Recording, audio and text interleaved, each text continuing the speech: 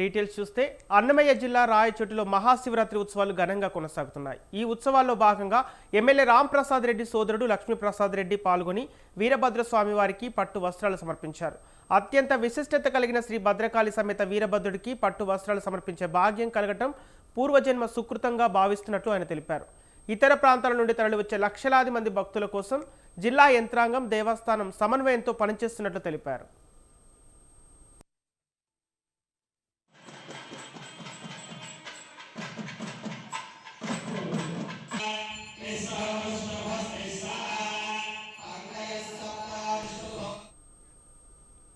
మహబూబాబాద్ జిల్లా ఏజెన్సీ ప్రాంతంలో చరిత్ర పుటల్లో నిలిచిపోయిన శివాలయం వెలుగు చూసింది. మహాశివరాత్రి వేళ భక్తులతో కలకలలాడాల్సిన ఈ ఆలయం కాకతీయుల కాలం నాటిది. ప్రస్తుతం ఇది శిథిలావస్థలో ఉంది. 16వ శతాబ్దంలో కాకతీయుల కాలంలో నిర్మితమైన ఈ దేవాలయానికి ఒక ప్రత్యేకత ఉంది. ప్రపంచంలోనే దాదాపు అన్ని శివాలయాలకు తూర్పు ముఖం ద్వారం ఉంటే ఇక్కడ మాత్రం పడమర ముఖద్వారం ఉండటం విశేషం. అంతేకాదు శివాలయంలోనే శ్రీరాముడు, సీతమ్మ, వెంకటేశ్వర స్వామి కొలువై ఉండటం ఇక్కడ మరో ప్రత్యేకత.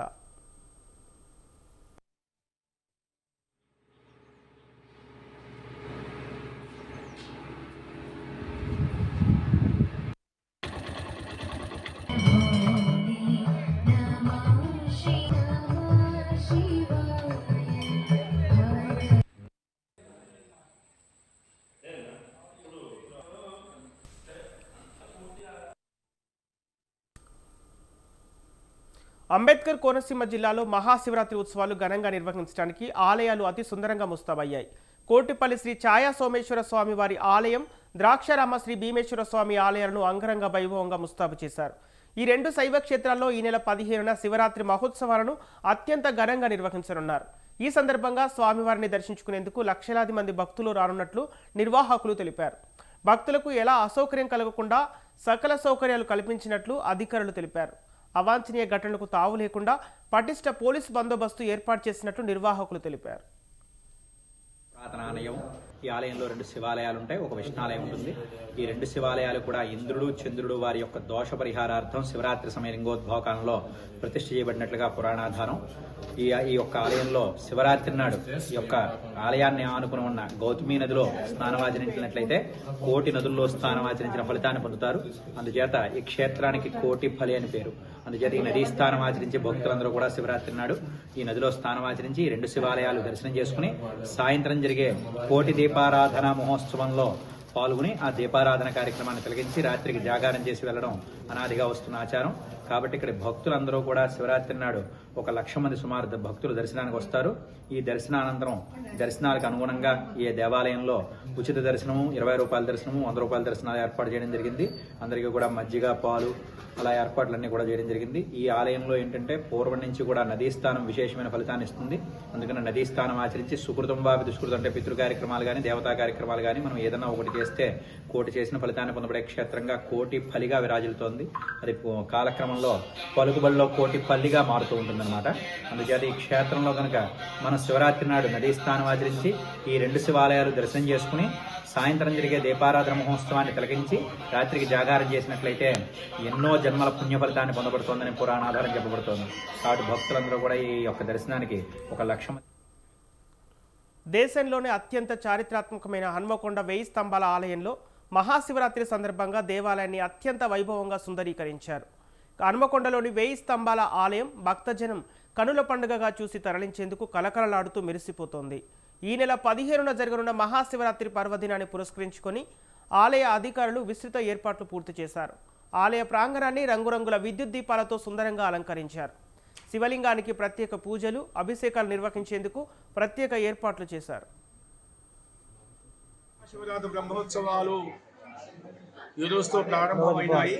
ఉదయం 4:30 గంటలకు సుప్రభాత సేవ, ఉత్తిష్ట గణపతికి ఆరాధన, రుద్రేశ్వర స్వామికి ఏకాదశి రుద్రాభిషేకం నిర్వర్తించి సూర్యాలయం లోపల రుద్రేశ్వర స్వామివారికి ఎదురుగా స్వామి ప్రతిష్ఠించి కలశస్థాపన, గణపతి పూజ, నవగ్రహారాధన, మంటపారాధన, అంకురారోపణ, పాలికా పూజలు నిర్వర్తించి స్వామివారి కళ్యాణ బ్రహ్మోత్సవాలను ప్రారంభించడం జరిగింది. అదేవిధంగా పల్లకి సేవ కూడా నిర్వర్తించడం జరిగింది. దేవాదాయ ధర్మాదాయ శాఖ, అదేవిధంగా జిల్లా యంత్రాంగం, నగరపాలక సంస్థ, పోలీస్ యంత్రాంగం, R&B శాఖ, ఇతర శాఖలన్నీ కూడా ఈ యొక్క ఉత్సవాలకు 5 రోజుల పాటు జరిగే బ్రహ్మోత్సవాలు దిగ్విజయంగా జరగాలనే ఒక భావనతోని వాళ్ళన్ని ఏర్పాట్లు కూడా పూర్తి చేశారు. అదేవిధంగా రాత్రి 12 గంటలకు లింగములో స్వామివారు ఉద్భవిస్తారు కాబట్టి ఆ సమయంలో లింగోద్భవ సమయం అన్నారు. ఆ సమయం లోపల మహాన్యాసపూర్వక మహారుద్రాభిషేకం 111 రుద్రాలతోని నమక చమకాదులతో రుద్రాధ్యాయంతో స్వామివారికి అభిషేకం తెల్లవారు. పార్వతీపురం మన్యం జిల్లా గుమ్మలక్ష్మీపురం మండలం కేంద్రంలో బాల్య వివాహ విముక్తి రథాన్ని జిల్లా 2వ అదనపు న్యాయమూర్తి ఎస్ దామోదరరావు ప్రారంభించారు. మన్యం జిల్లాను బాల్య వివాహిత రహిత జిల్లాగా తీర్చిదిద్దడానికి ప్రతి ఒక్కరూ చేయి కలిపి పిల్లలకు బంగారు భవిష్యత్తు అందించేందుకు కృషి చేయాలన్నారు. ఈ మేరకు ఎంపీడీఓ కార్యాలయంలో బాల్య వివాహాలకు వ్యతిరేకంగా సంతకాల సేకరణ చేపట్టారు. న్యాయ విజ్ఞాన సదస్సు ఎందుకు పెడుతున్నామంటే న్యాయశాస్త్రం పట్ల అవగాహన కలిగించాలి. మనకి మొత్తం శాస్త్రాలు చూసుకున్నట్లయితే సుమారు 300 పైబడిన శాస్త్రాలు మనకి ఉన్నాయి. అందులో ఒక్కొక్క రకమైన శాస్త్రం చదువుతారు. చదివిన తర్వాత మనకు ఉద్యోగం వస్తుంది, ఉద్యోగం చేసుకుంటున్నాము, అయిపోతుంది. కానీ ఈ ఎడ్యుకేషన్ ఏదైతే ఉందో, విద్య ఏదైతే ఉందో, మనం చదువుకునే శాస్త్రాలు ఏదైతే ఉన్నాయో దాని తల ముఖ్య ఉద్దేశం ఏంటంటే సమాజానికి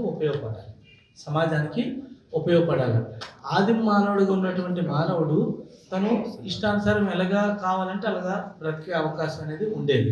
అయితే మానవుడు సామూహిక జీవితం గడిపేటప్పుడు ఒక వ్యక్తికి ఇంకో వ్యక్తికి మధ్య తగాదా ఏర్పడినప్పుడు ఆ సమస్యను పరిష్కరించే యంత్రాంగం అనేది కావాలి. అయితే క్రిమినల్ సైడ్ అయితే పోలీసు వారు ఉంటారు, సివిల్ సైడ్ అయితే కోర్టుకు వస్తుంది, క్రిమినల్ సైడ్ కూడా కోర్టుకు వస్తుంది. ఈ కరీంనగర్ జిల్లా ధర్మపురి మున్సిపల్ పరిధిలోని 15 వార్డులకు గాను 15 వార్డుల్లో కాంగ్రెస్ పార్టీ అభ్యర్థులు విజయం సాధించిన సందర్భంగా లక్ష్మీనరసింహస్వామి ఆలయంలో మంత్రి అడ్లూరి లక్ష్మణ్ కుమార్ ప్రత్యేక పూజలు నిర్వహించారు. ధర్మపురి నియోజకవర్గ ఓటర్లు 2023లో జరిగిన శాసనసభ ఎన్నికల్లో తనను గెలిపిస్తే గడిచిన 2 సంవత్సరాలుగా అనేక అభివృద్ధి పనులకు శ్రీకారం చుట్టడంతో పాటు సంక్షేమ పథకాలకు అమలు చేస్తామని తెలిపారు. ధర్మపురి మున్సిపల్ 15 మున్సిపల్ వార్డ్స్లో కాంగ్రెస్ పార్టీ అభ్యర్థులను కౌన్సిలర్గా గెలిపించినందుకు మా ధర్మపురి 15 మున్సిపల్ వార్డు మా చెల్లెలకు, మా అక్కలకు, మా తల్లులకు, మా అన్నలకు, మా తమ్ముళ్ళందరికీ కూడా ప్రతి కుటుంబ సభ్యులకు ప్రతి ఒక్కరికి కూడా మనస్ఫూర్తిగా చేతులు జోడించి లక్ష్మణ్ కుమార్ మీ అన్నగా, మీ కుటుంబ సభ్యుడిగా ఈరోజు ఎంతో నమ్మకంతో విశ్వాసంతో నన్ను ఆశీర్వదించి 15 మంది కాంగ్రెస్ పార్టీ అభ్యర్థులు గెలిపించినందుకు ఆ లక్ష్మణ ఆశీస్సులతో జీవితం ఉన్నంత వరకు, నా శక్తి ఉన్నంత వరకు ఈ ప్రజల యొక్క సేవ చేసుకునే శక్తి స్వామివారు నాకు ఇవ్వాలి. గౌరవ ముఖ్యమంత్రి రేవంత్ రెడ్డి గారి నేతృత్వంలో కూడా నేను ఏదైతే ప్రజలకు ఇచ్చిన మాట ఇదే స్వామివారి దర్శనం చేసుకొని వస్తున్నా. తప్పకుండా 15 మున్సిపాలిటీలో కూడా ప్రజలకు ఏదైతే మాట ఇచ్చినో కానీ ధర్మపురి నియోజకవర్గంలో 149 గ్రామాల్లో కూడా మన సర్పంచ్గా ఎన్నికల్లో భాగంగా 2 తెలంగాణ సంస్కృతి సంప్రదాయాలకు అద్దం పట్టే వనదుర్గ భవానీ మాత జాతరకు మెదక్ జిల్లా ప్రసిద్ధ పుణ్యక్షేత్రమైన ఏడుపాయల సర్వంగ సుందరంగా ముస్తాబైంది. మహాశివరాత్రి మహోత్సవంలో మొదటి రోజు 15 నుంచి 3 రోజుల పాటు జరగనున్న ఉత్సవాలకు 10 లక్షల మంది భక్తులు తరలిరానున్నట్లు నిర్వాహకులు తెలిపారు.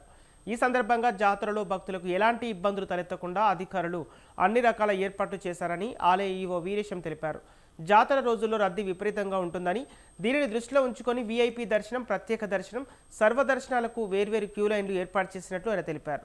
మెదక్ ఎస్పీ డివి శ్రీనివాసరావు ఆధ్వర్యంలో 900 మంది పోలీసులతో భారీ బందోబస్తు ఏర్పాటు చేసినట్లు డీఎస్పీ ప్రసన్న కుమార్ తెలిపారు. ఏడుపాయల వనదుర్గ భవాని దేవస్థానం ఏడుపాయల జాతర తేదీ 15, 16, 17 3 రోజులు అత్యంత వైభవంగా ఇక్కడ నిర్వహించబడుతుంది. ఈ జాతరకు తెలంగాణ, ఆంధ్రప్రదేశ్, కర్ణాటక, మహారాష్ట్ర 4 స్టేట్ల నుంచి అత్యధికంగా సుమారు 10 లక్షల మంది దర్శించుకుంటారని అంచనా ఉంది. ఈ భక్తులకు ఎలాంటి ఇబ్బందులు కలగకుండా మంచినీటి సౌకర్యము, శామ్యానాలు, పెండెంట్స్, షవర్స్, మళ్ళీ మన టెంపరీ టాయిలెట్స్, భోజన వసతులు అన్ని ఏర్పాట్లు మన వివిధ శాఖల సమన్వయంతో ఏర్పాటు చేయడం జరుగుతుంది. సీసీ కెమెరాలు సర్వేలెన్సెస్ సుమారు 100 సీసీ కెమెరాలను ఏర్పాటు చేయడం జరిగింది. మహబూబాబాద్ జిల్లా కొరివిలో ప్రసిద్ధ పుణ్యక్షేత్రం శ్రీ వీరభద్రస్వామి ఆలయం సర్వాంగ సుందరంగా ముస్తాబైంది. ప్రతి ఏటా శివరాత్రి పర్వదినాన్ని పురస్కరించుకొని జరిగే జాతర స్వామివారి కళ్యాణ మహోత్సవానికి లక్షలాదిగా భక్తులు తరలివచ్చి మొక్కులు తీర్చుకుంటారు. ప్రత్యేక పూజలు నిర్వహిస్తున్న భక్త జనానికి సకల సౌకర్యాలు ఏర్పాటు చేసినట్లు అధికారులు తెలిపారు.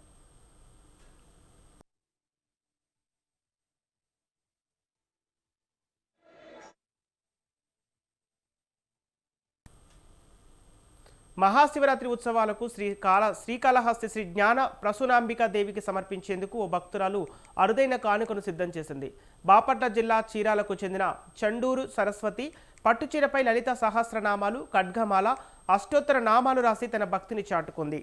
ఈ నెల 17వ తేదీన శ్రీకాళహస్తి చేరుకొని అమ్మవారికి ఈ కానుకను అందించనున్నారు.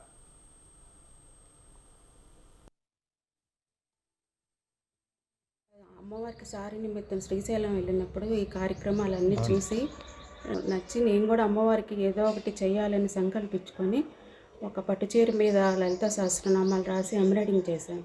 అలాగే అక్కడ అమ్మవారికి సమర్పించాను. ఈ సంవత్సరం కాళహస్తి జ్ఞాన ప్రసన్నమ్మ అమ్మవారికి కూడా కుట్టి రాయాలని బియ్యం వేసి ఒక సంవత్సరం నుంచి కష్టపడి కుట్టి రాశాను.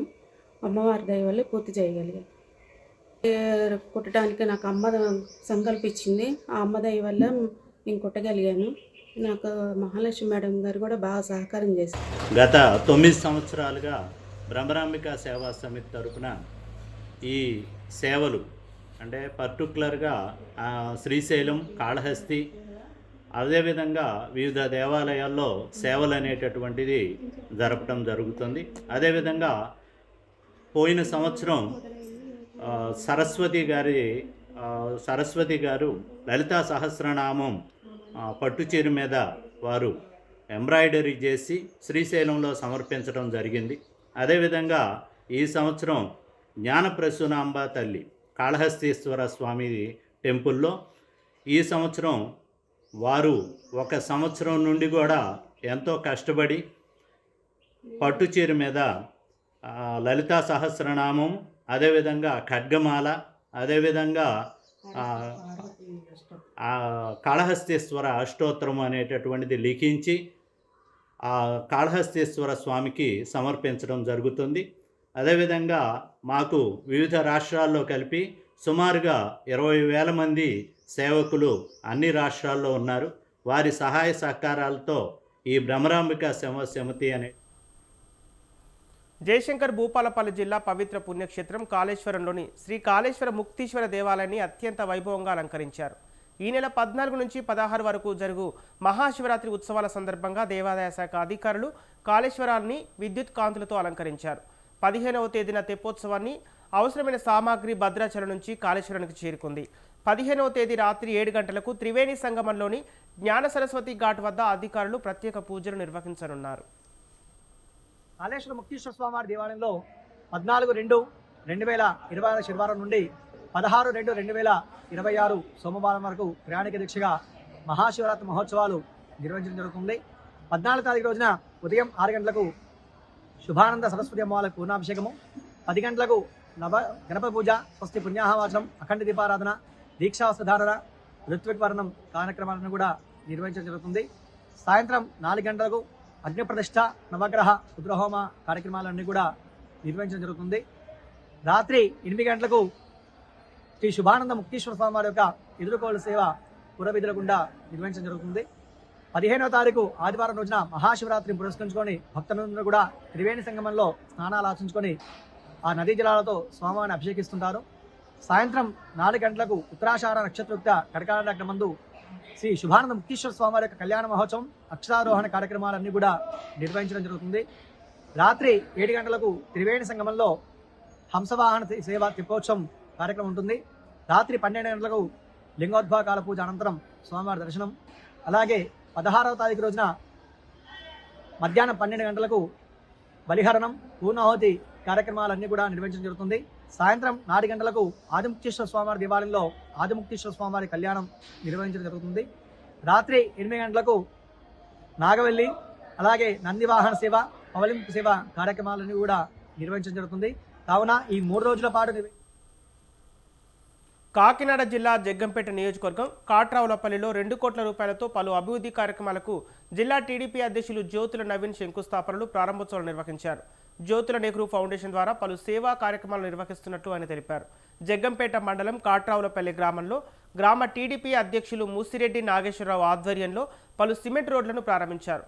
మరికొన్ని సీసీ రోడ్లకు శంకుస్థాపనలు చేశారు.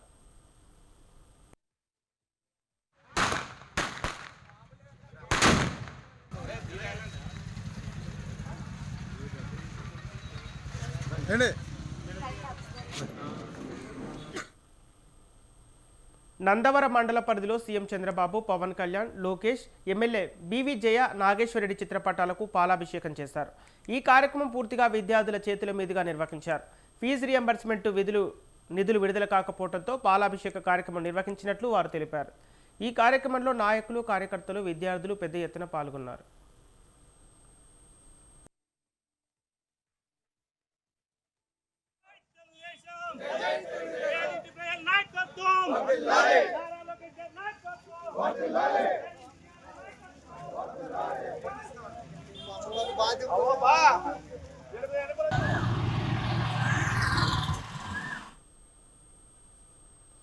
కర్నూలు జిల్లా ఆదోనిలో సీసీఐ అధికారి లిల్లీ రాయపాటిపై చర్యలు తీసుకోవాలని Aluru market yard chairman Venkatesh demand చేశారు.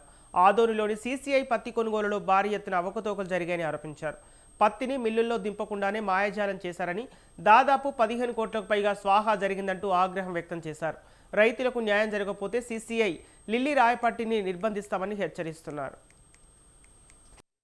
ఎంతైతే మోసం జరిగిందో ఆ సీసీలో మరి ఎక్కడైతే మోసం జరిగిందో దానిపైన కూడా విచారణ చేసి కలెక్టర్ గారు కానీ దానిపైన ఎస్పీకి కూడా చెప్తుండా వెనకనే ఆయన మోసం చేసిన వ్యక్తికి కూడా వెనకనే ఆయన కేసు కట్టి ఆయన రిమాండ్ పంపేయాలని కూడా నేను మరి తెలుపుతుండా.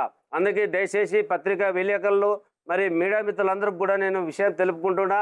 నా రైతులకు మోసం జరిగింది కాబట్టి కూడా ఆలూరు నియోజకవర్గంలో మా 1000 టన్నులు ఆలూరు నియోజకవర్గం నుంచి రైతులు తీసుకొని పోయి కాసి ఆదోని మార్కెట్లో మేము అమ్ముకోవడానికి పోతుంటే మా రైతులని రోజు ఇంత సీసీఐ ఇంత మోసం చేసిందంటే మరి ఆయన పేరు మీద కఠిన చర్య తీసుకోవాలని మరి కలెక్టర్ గారికి, ఎస్పీ గారికి కూడా తెలుపుతూ మరి ఆదోనిలో కూడా 10 గోడమ్మలు కూడా తీసుకొని 10 గోడమ్మల్లో కూడా వాళ్ళకు కూడా అంతా మరి మార్కెట్ యార్డ్లో కూడా మరి అందరూ కమ్మెక్కాయి ఈరోజు ఇక్కడ మీడియా సమావేశాన్ని చేయడానికి గల ముఖ్య కారణం మన కేంద్ర ప్రభుత్వం ఉన్న ఫలంగా పత్తి ధరలు పడిపోవడం చేత వాళ్ళు సీసీఐ ఆధ్వర్యంలో కనీస మద్దతు ధర ప్రకటించి రైతుల దగ్గర నుంచి కొనుగోలు చేయాలని ఆదేశాలు జారీ చేసి మన ప్రభుత్వం పేదలకు, రైతులకు ఎప్పుడుగా అండగా ఉండే ప్రభుత్వం. వాళ్ళకి అన్యాయం జరగకూడదనే ఉద్దేశంతో వీళ్ళు సీసీఐ ఆధ్వర్యంలో పత్తి కొనుగోలుకు ఇచ్చారు. కానీ ఈ సీసీఐ సంబంధించిన లిల్లీ రాయపాటి అనే వ్యక్తి ఆదోనిలో, మన ఆదోని అనేది రాయలసీమలోనే అతిపెద్ద పత్తి మార్కెట్. అలాంటి చోట 10 గోడౌన్లు లీజుకి తీసుకొని ఆయన ఇష్టానుసారంగా డబ్బులు వసూలు చేసి ఏం లేదన్నా ఒక 10 కోట్లు 15 కోట్ల దాకా దీంట్లో స్కామ్ చేసి రైతుల దగ్గర ఆయన దళారుల వ్యవస్థ పెట్టి నడిపి రైతులకు నష్టం కలిగించాడు. రైతులకు నష్టం కలగకూడదనే మా ప్రభుత్వం ఇంత మద్దతు ధర ప్రకటించి వాళ్ళకి ప్రజల ప్రాణాలతో వ్యాపారం చేసే మెడికల్ మాఫియాను అరికట్టాలని భారత కమ్యూనిస్టు పార్టీ ఆధ్వర్యంలో ఆందోళన చేపట్టారు.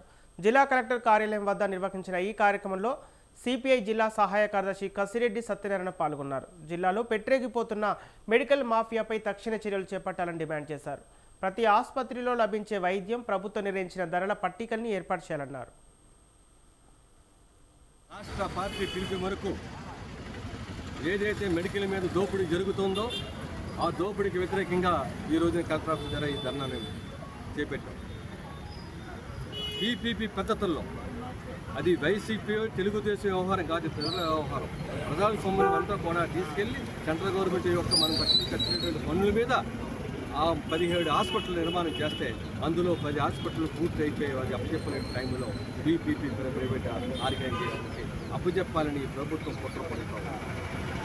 అందుకని ప్రభుత్వానికి వ్యతిరేకిస్తున్న కమ్యూనిస్ట్ పార్టీ ఇది ప్రజల ఆస్తుల్ని, ప్రజల యొక్క ఆరోగ్యాన్ని కాపాడవలసినటువంటి మీరు ఈ రోజున ప్రైవేట్ వ్యవస్థకే ప్రైవేటు దారాదత్తం చేయడానికి మీ హక్కు లేదు.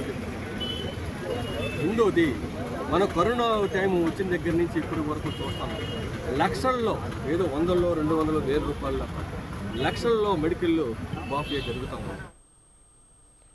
దీర్ఘకాలికంగా ఎదుర్కొంటున్న ఓబీసీల సమస్యలు పరిష్కరించాలని అఖిల భారత ఓబీసీ సంక్షేమ సంఘం జాతీయ అధ్యక్షుడు అంగిరేకుల వరప్రసాద్ డిమాండ్ చేశారు.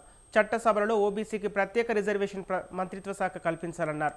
ఈ సందర్భంగా నూతనంగా ఎంపికైన నూతన కార్యవర్గానికి నియామక పత్రాలను అందజేశారు. ప్రసాద్ యాదవ్, అఖిల భారత ఓబీసీ సంక్షేమ సంఘం జాతీయ అధ్యక్షుడు. ఈ దేశంలో 54% పైగా జనాభా కలిగి ఉన్నటువంటి ఓబీసీల యొక్క జనాభా లెక్కల్ని సేకరించడం జరుగుతుందని కేంద్ర మంత్రిమండలి నిర్ణయం తీసుకున్నటువంటి నేపథ్యంలో సమగ్ర జనగణనలో ఓబీసీల యొక్క కులగణన మీద కేంద్ర ప్రభుత్వం నిర్ణయం ఈరోజు అమలు కాకపోవటం అత్యంత విచారకరమైనటువంటి విషయం. ఇది ఈ దేశంలో 54% పైగా ఉన్నటువంటి ఓబీసీలను అవమానపరచడం. ఏదైతే కేంద్ర మంత్రి మండలి తీసుకున్న నిర్ణయం మరి ఈరోజు అమలు కాకపోతే దేశం మీద దీని యొక్క ప్రభావం ఉంటుంది. మంత్రి మండలి యొక్క నిర్ణయాలే అమలు కాకపోతే ఈ దేశంలో మరి ఏ నిర్ణయాలు అమలు చేస్తారనేటువంటి అపవాదుని కేంద్ర ప్రభుత్వం బీజేపీ ప్రభుత్వం మూటగట్టుకోవాల్సిన పరిస్థితి. అదేవిధంగా విద్యావంతులు ఈరోజు అన్ని కులాల్లో ఉన్నారు.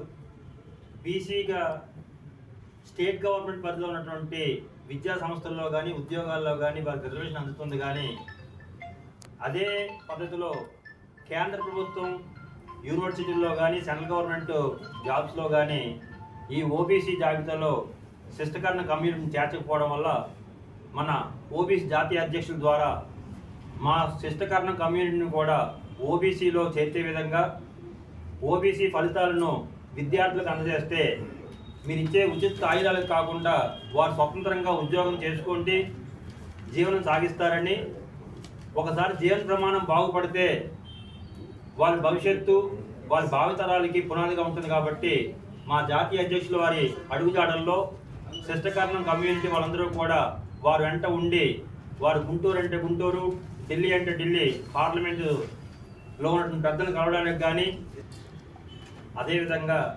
విద్యావంతులు ఈరోజు అన్ని కులాల్లో ఉన్నారు. బీసీగా నందవరం మండల పరిధిలో CM Chandrababu, Pawan Kalyan, Lokesh, MLA BV Nageswara Reddy చిత్రపటాలకు పాలాభిషేకం చేశారు. ఈ కార్యక్రమం పూర్తిగా విద్యార్థుల చేతుల మీదుగా నిర్వహించారు.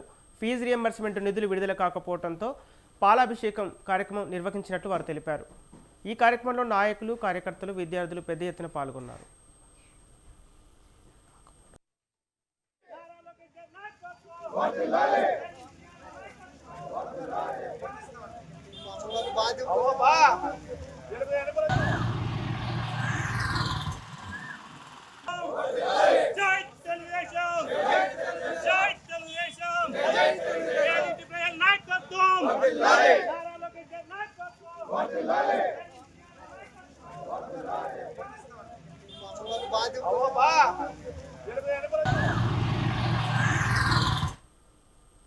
ఖమ్మం నగరంలో రెజోనెన్స్ స్కూలులో విద్యార్థిపై వార్డెన్ దాష్టికం తీవ్ర కలకలం రేపింది. విద్యార్థిని విచక్షణ రహితంగా కొట్టిన వార్డెన్పై స్థానికులు తీవ్ర ఆగ్రహం వ్యక్తం చేస్తున్నారు.